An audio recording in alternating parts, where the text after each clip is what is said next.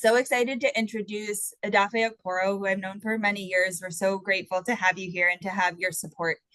Nigerian-born Edafe Okporo sought safety from persecution in the United States. Edafe is the co-founder and executive director of Refuge America, which supports the LGBTQIA asylum seekers and refugees in the United States. He's also the author of Asylum, a memoir and manifesto. So Nigeria welcomes Edafe Okporo. What a long bio. Um, I just want to thank everybody for showing up today.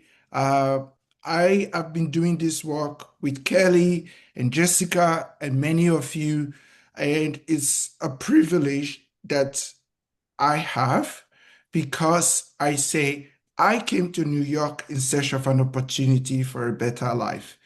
And that wouldn't have been possible without the support of many of the resettlement agencies in New York.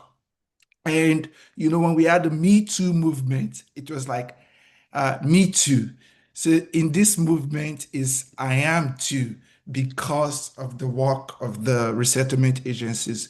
New York has always been a place where people come to rebuild their lives. But right now, too many immigrants, especially those seeking safety, are navigating a system that is fragmented, under-resourced, and often reactive.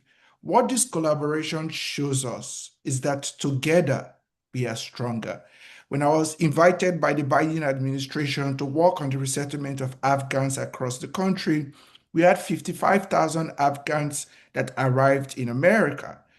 If not for the collaboration of resettlement agencies, which pulled together the experience we have had in resettling refugees to help people with special immigrant visa status, there wouldn't have been a integration of those Afghans across our community.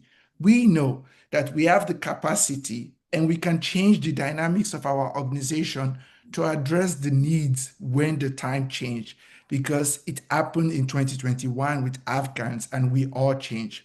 It's not a new idea. Together we are stronger as a proven idea, as a model for long-term stability. We need to protect the ecosystem that currently help refugees to help other immigrants community. The reason why this initiative is very important to me, in my own opinion, is that if the infrastructure we currently have breaks down, it will take an even greater investment to get to the current baseline of care we have right now. We know that resettlement works. I'm preaching to the choir.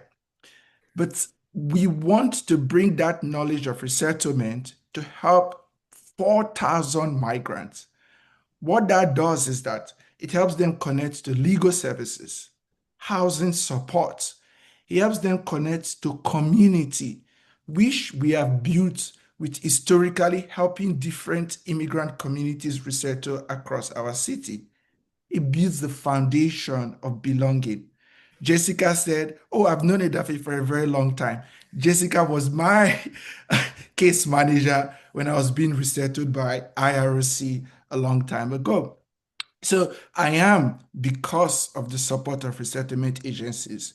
And when we fund coordinated care, we resource the system and reduce the strain on emergency systems. When the Adams administration was facing many migrants coming to our city in 2023, many of us who work in resettlement step up to use that knowledge we have to support people to get back on their feet. So we know that it works. So we have a clear choice to be a city that reacts or to be a city that plans. $5 million in resettlement landscape is not a lot of money, but it's the first time we are asking the city. So it's an opportunity to build this sort of relationship with the city that will lead to continuous long-term care. So I am asking, I was speaking to Councilwoman Gabriel 2 days ago, and she said, I have two immigrants in my home, but this initiative is new. And you guys came on a very last minute to ask us to do this initiative. And I said to her, Councilwoman, you know why it's important because the people in your household that are refugees are being supported by people who understand what it means to give them support. And that is what we want to continue.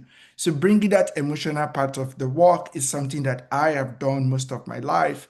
And that's why I am still here asking that people like me should be given an opportunity to resettle in New York City, and resettlement agency does that. This is the last thing I will say. We know that it works. Now we have the chance to fund it, scale it, and get it right.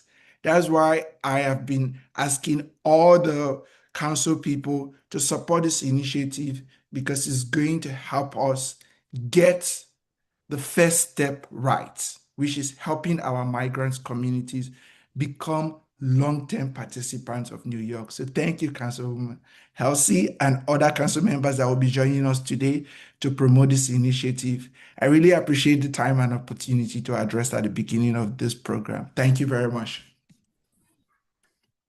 Edafe, thank you so much for your incredible words and for your inspiration. And I know you said that it was a long bio, but it just wasn't enough for everything that you've done for New York City, and we are so honored to have you. My name is Tina Marie Lopez, and I am the Executive Director of the International Rescue Committee Office in New York City. And it is my true distinct honor